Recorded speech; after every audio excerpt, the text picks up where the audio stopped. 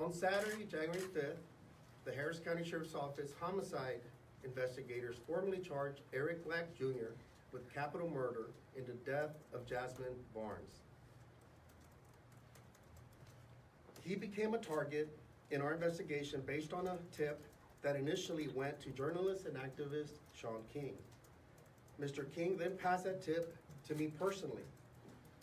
I myself became involved, working closely with our homicide team, making sure I was there to assist, either through vetting tips, giving them a pat on the back, or just being present and helping them as needed. We were able to begin to corroborate the information that was provided and learn even more. This provided a little bit of a different angle, or a much different angle to what we were initially looking at. So we wanted to make sure that we were very thorough. And so this started to unfold just yesterday. Mr. Black has acknowledged his role in Jazmine's murder. And we've also received information that this involves a second individual as well. We are still trying to verify some information, and this investigation is ongoing. So there's still some work that needs to be done. We have been able, again, to verify some information, and so there's still some work to be done. I want to speak a little bit about some questions that I know have been circulating. One is, well, why the change? We were focused on first a description of an Anglo male, a pickup truck, and then eventually the composite that came up. We do know that there was a red truck involved. We know that they had come to a traffic signal near the Walmart. Both this red truck, the driver, and La Portia and the family.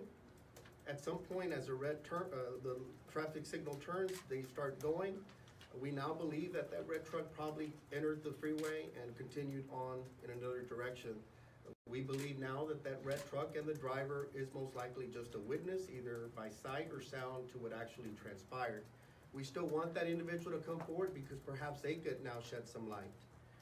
And so that is one question. We do not believe in any way that the family, again, we've said from the beginning that they've been involved in anything nefarious or anything. We feel they were truthful. This just went down very quickly when the gunfire erupted.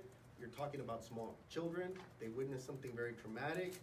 And it's very likely that the last thing they did see was that, indeed, that red truck and that driver that was in that truck, and that's what they remembered last.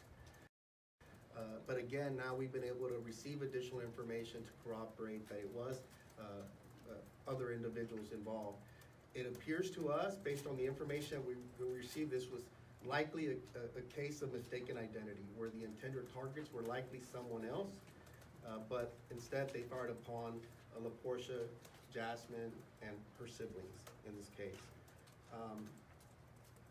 I want to say as well that this death of Jazmine has sparked a lot of discussion on many different levels.